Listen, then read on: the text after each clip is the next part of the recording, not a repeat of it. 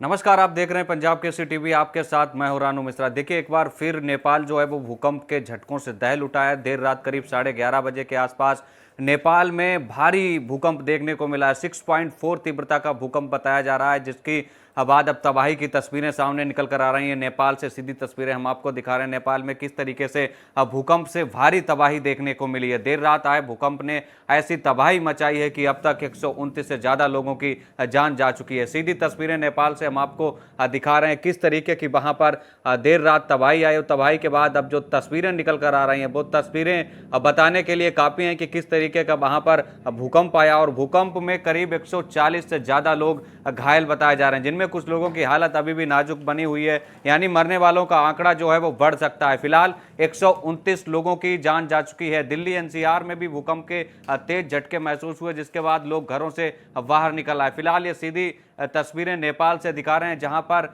करीब 11:34 का वो समय था जब भूकंप के तेज झटके महसूस हुए। उसके बाद लोग अपने घरों से बाहर निकल आए, लेकिन उसके बाद भी झटके रुकना बंद नहीं हुए और देखते देखते कई बिल्डिंगें धराशायी हो गए। जो घर बने हुए थे, लोगों के जो आशियाने थे, वो जमींदोज हो गए। अब जमींदोज के बाद देखिए सिर्फ बर्बादी की तस्वीरें नेपाल से सामने आ रही हैं, जहां पर किस तरीके से भूकंप के झटके महसूस किए गए हैं। तो सीधी तस्वीरें हम आपको दिखा रहे हैं किस तरीके की वहां पर स्थिति अभी बनी हुई है नेपाल में, और किस तरीके की तस्वीरें सामने निकल कर आ रही हैं। वाकई में काफी डरावना और भयानक खौफनाक मंजर है इस वक्त पूरे नेपाल में। हालांकि वहां के जो प्रधानमंत्री हैं वो दौरा करने के लिए निकल चुके हैं, जहां पर ये भूकंप आया है जिस क्षेत्र में, वहां का दौरा करने के लिए वहां के प्रधानमंत्री रवाना हो गए हैं। बाकायदा हालात का जायजा लेंगे और जो नुकसान हुआ है उसका आकलन करेंगे। फिलहाल ये सीधी तस्वीरें नेपाल से, जहां पर 6.4 तीव्रता का जोरदार भूकंप आया था, जिसके बाद भारत की राजधानी दिल्ली सहित उत्तर भारत के जितने भी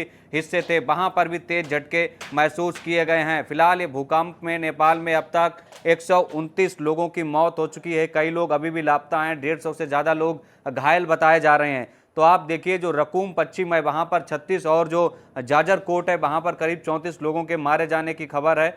न्यूज एजेंसी एनआई से जब रकूम पश्चिमी के जो डीएसपी हैं नामराज भट्टराई, उन्होंने जब बात की तो उन्होंने इन मौतों की पुष्टि कर दी है। फिलहाल 135 आंकड़ा हो गया है अब तक, मरने वालों का आंकड़ा और बढ़ सकता है।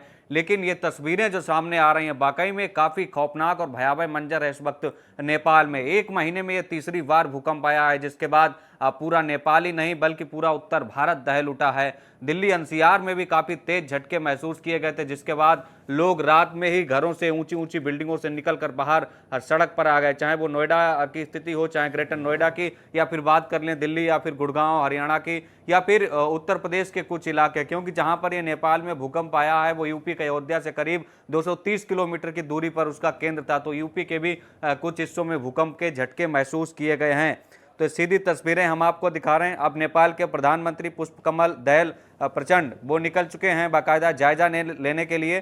तो कुल मिलाकर अब सेना और नेपाल की पुलिस राहत बचाव के कार्य में जुटी हुई है। प्रारंभिक आंकड़ों से पता तो यही चलता है कि मरने वालों की संख्या लगातार बढ़ सकती है, क्योंकि हालात बहुत भयावह हैं नेपाल में। घर, बिल्डिंगें, बड़ी बड़ी बिल्डिंगें सब धराशायी हो गई। सीधी तस्वीरें आप देखिए किस तरीके की सिचुएशन इस वक्त वहां पर बनी हुई है। हरियाणा के गुरुग्राम में भी झटके महसूस हुए हैं। उत्तर भारत के कई हिस्सों में, यूपी के कुछ जिले हैं, हरियाणा के कुछ जिले हैं, तो दिल्ली एनसीआर तो आप छोड़ ही दीजिए, नोएडा, ग्रेटर नोएडा में क्या हाल हुआ होगा जब 11:30 बजे के आसपास भूकंप के तेज झटके महसूस हुए।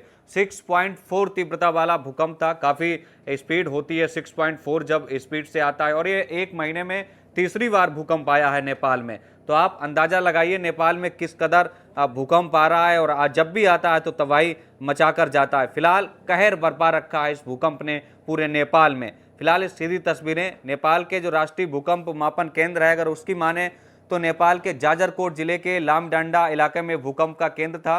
और नेपाल के जो प्रधानमंत्री हैं पुष्पकमल दहल प्रचंड, वो अब हेलीकॉप्टर से बाकायदा जहां पर ये भूकंप के झटके महसूस हुए, जहां पर नुकसान हुआ है उस क्षेत्र का जायजा करने के लिए निकल चुके हैं, रवाना हो गए हैं। वो तस्वीरें मैं आपको थोड़ी देर में दिखाएंगे। लेकिन अभी जो सिचुएशन वहां पर बनी हुई है, जो अब तस्वीरें सुबह, क्योंकि सुबह हो गई है, सूर्य खिल चुका है, जब भूकंप आया था उस वक्त काफ़ी अंधेरा था, और अंधेरे में लोगों को समझ नहीं आ रहा था कि भूकंप किस तरीके के आया है, कहाँ जाएं और कैसे अपनी ज़िंदगी को बचाएं।